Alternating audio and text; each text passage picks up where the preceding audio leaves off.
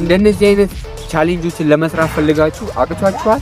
እኔ እንደዚህ አይነት ስራ መቼም አልለምድም ብላችሁ ታስባላችሁ? መፍትሄው ምን እንደሆነ እኔ ያሳያችኋለሁ ማለት ነው። ፐርሰናል ፊትነስ ትሬነር እና ካሊስተር አላስማን ነኝ። ከኔ ጋር ዋናውና መሰረታዊ ነገር በእንግሊዘኛ መስል አፕ ይባላል። በአማርኛ ደግሞ እኛ ጋር በተለምዶ 90 እንለዋለን ማለት ነው። ይሄም ስራ ነው ማለት ነው እና ዛሬ 90 ወጣት እንዴት እንደሆነ ነው ማሳያችሁ። ኑ ከኔ መጀመሪያ እርግጠኛ መሆን ያለባችሁ አንድ ነገር መስራት የምትችሉትን የፑልአፕ መጠን።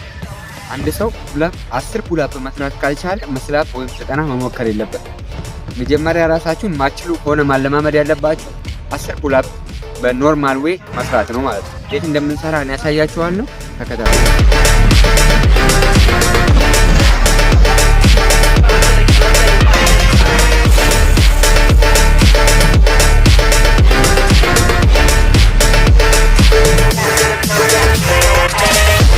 ቀጣይ ስቴፕ 2 ደግሞ የሚሆነው ማለት ነው 10 ፑልአፕ መስራት እንደቻላችሁ እርግጠኛ ከሆናችሁ በኋላ 45 ዲግሪ ወይም 45 የሚባል ስፖርት አለ። ይሄንን 45 ቢያንስ 3 ጊዜ 4 ወይም ከዛ በላይ መደጋገም መቻል አለባችሁ ማለት ነው። 45 ሲሆን ሲቅርጽ ወይም ደግሞ ከርቭ ቅርጽ ነው ማለት ነው። ፑልአፕ የመጀመሪያው ፑልአፕ ከታች ወደ ላይ ቀጥታ፣ 45 ሲሆን ደግሞ ሲቅርጽ ነው የምትሰሩት ማለት ነው። ይሄንን ስቴፕ በደንብ ደጋግማችሁ የምትሰሩ ከሆነ 90 ለመስራት you are ready።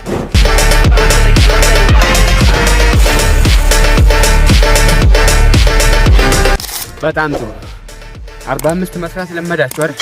45 መስራት ተነስተን ወደ ፋይናል ስቴፕ የ90 ስቴፕ ነው ማለት ነው። 90 ወይም ለመስላት የሚያስፈልገን ነገር ዋና መሰረታዊ ነገር ከሁሉም በላይ አንደኛ ልምምድ ነው። ሁለተኛ ደግሞ ስቴፕ ነው። አብዛኛው ሰው ይሳሳታል። ከሆዱ ወደፊት እየገባ ወደ ኋላ ሲመለስ ያቅተዋል ማለት ነው። እንደዚህ እና ይሄን ስህተት ማስተካከል ከቻላችሁ 90 ወይም መስላት በትክክል መስራት ትችላላችሁ ማለት ነው። አሁን 90 ወይም መስላት ሌቭል 1 እንዴት እንደምንሰራ አሳያችኋለሁ።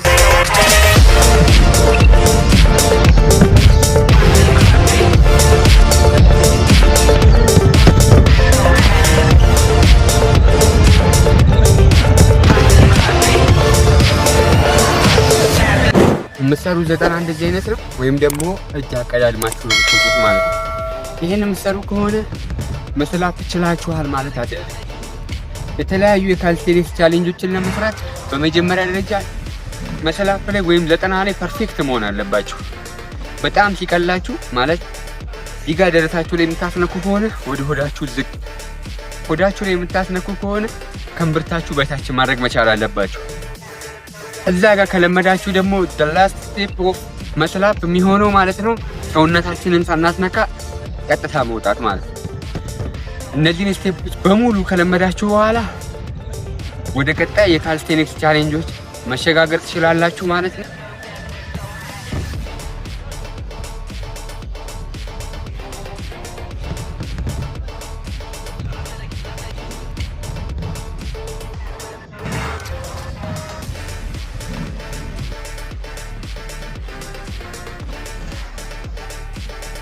እስካሁን ቆይታ ያደረኩት አላስማን ነበርኩ። ሰብስክራይብ ማድረግ እንዳይረሳ። ይመቻችሁ።